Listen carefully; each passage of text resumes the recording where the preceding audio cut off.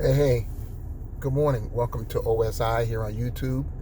This is probably posting number 8 between my two YouTube channels. And I want you to give me a thumbs up and subscribe to Reverend McDuffie. Cash App is $Pastor Michael 7.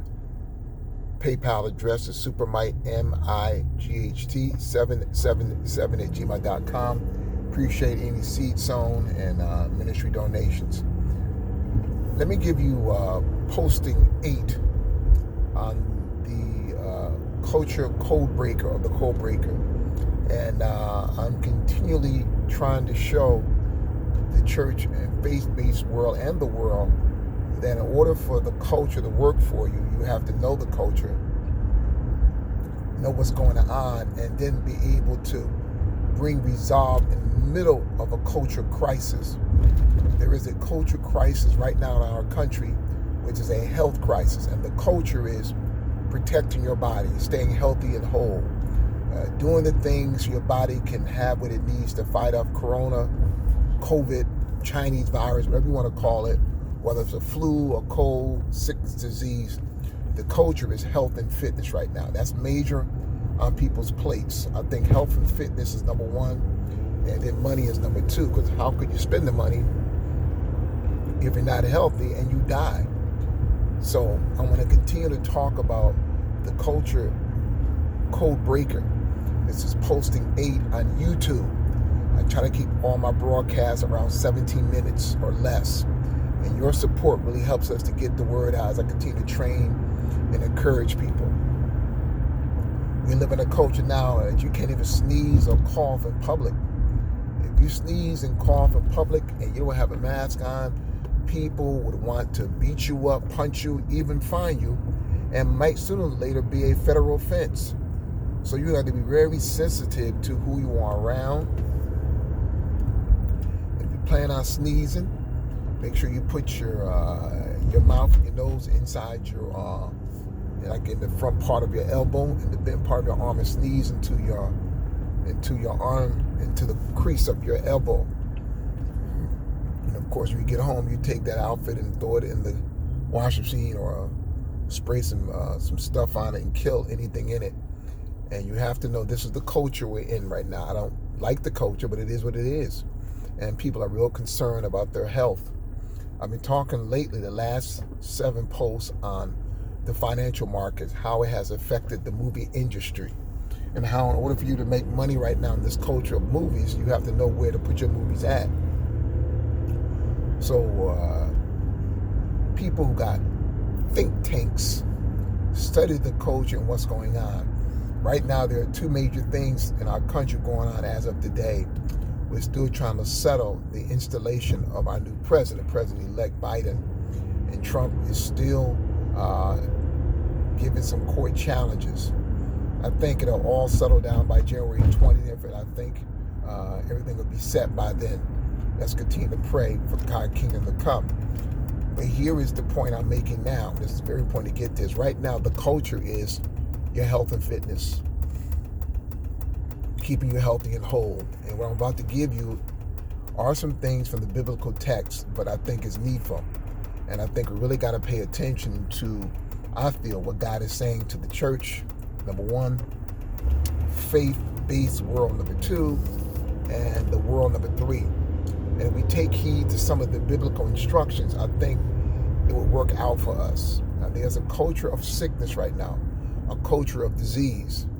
And when you see a percentage of people dying on a regular basis from a type of virus that we don't even understand its full functionality, trust me, there's fear in the air.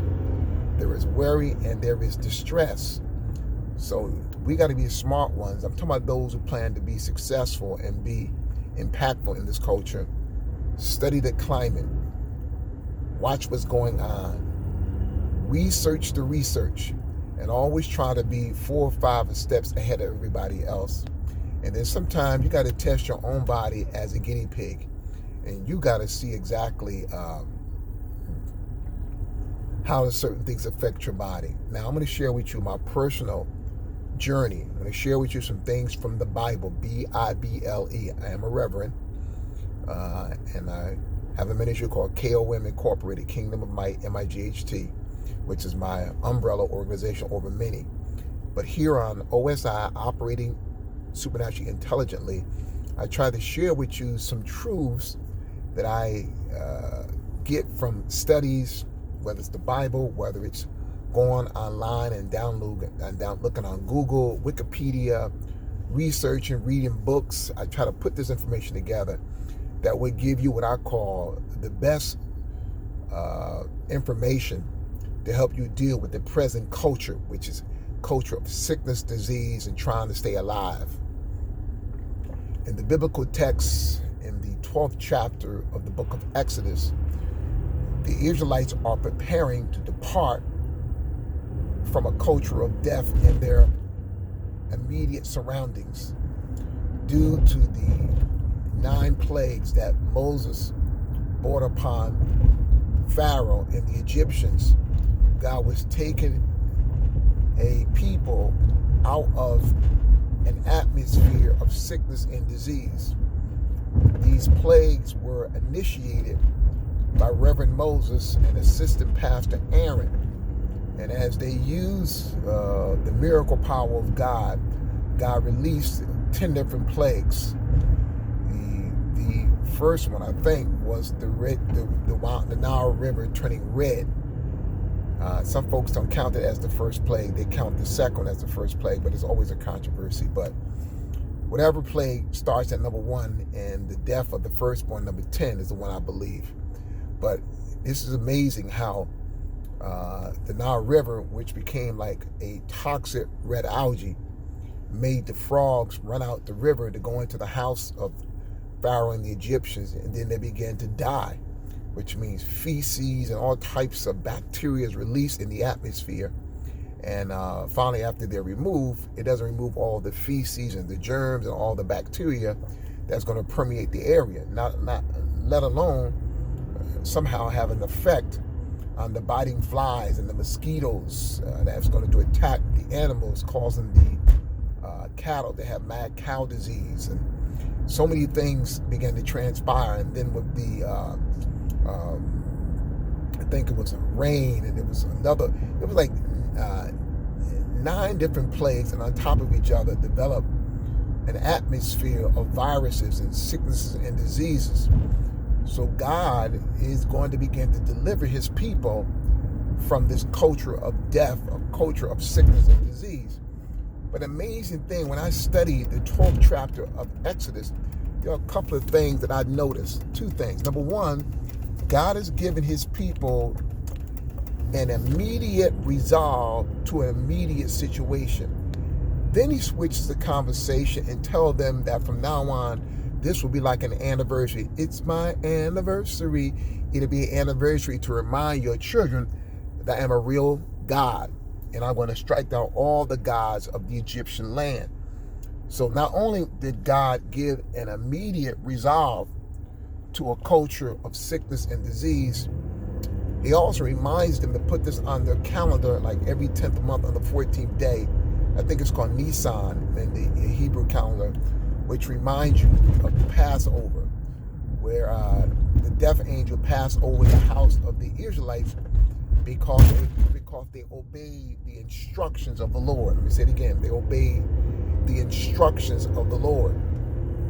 So what I'm giving you right now are some simple biblical instructions.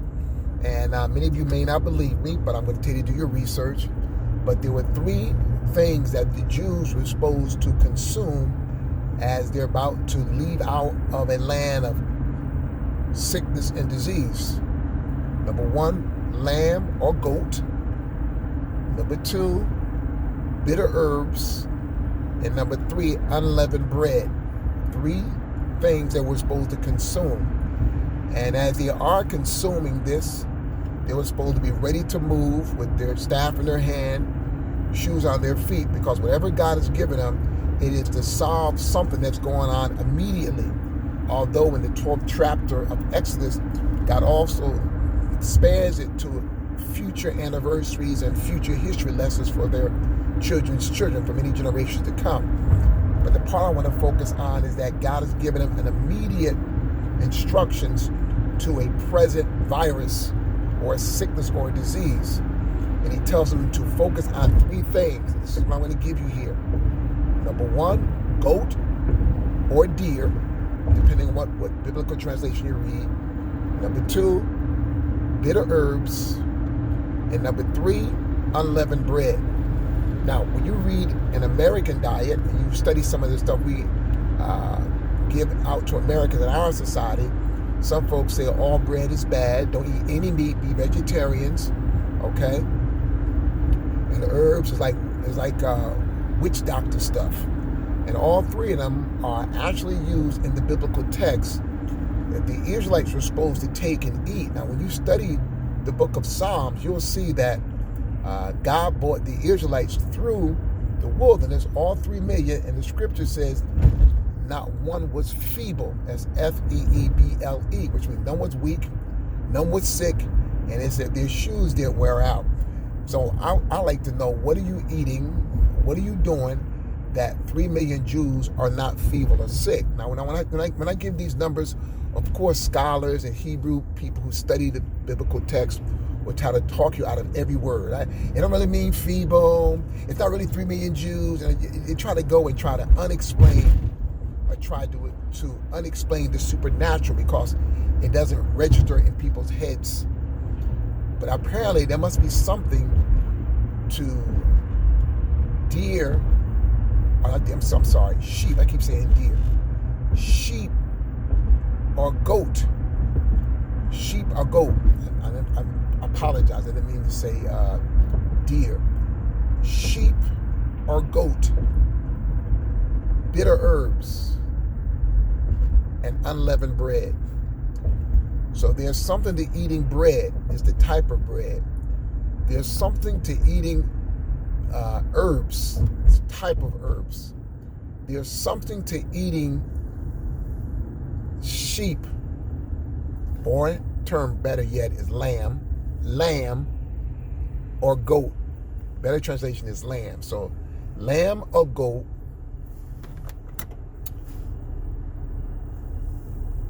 bitter herbs, and unleavened bread. Now, what you could do is go to a Jewish supermarket and find out who is selling the best type of lamb. Number two, find out about herbs.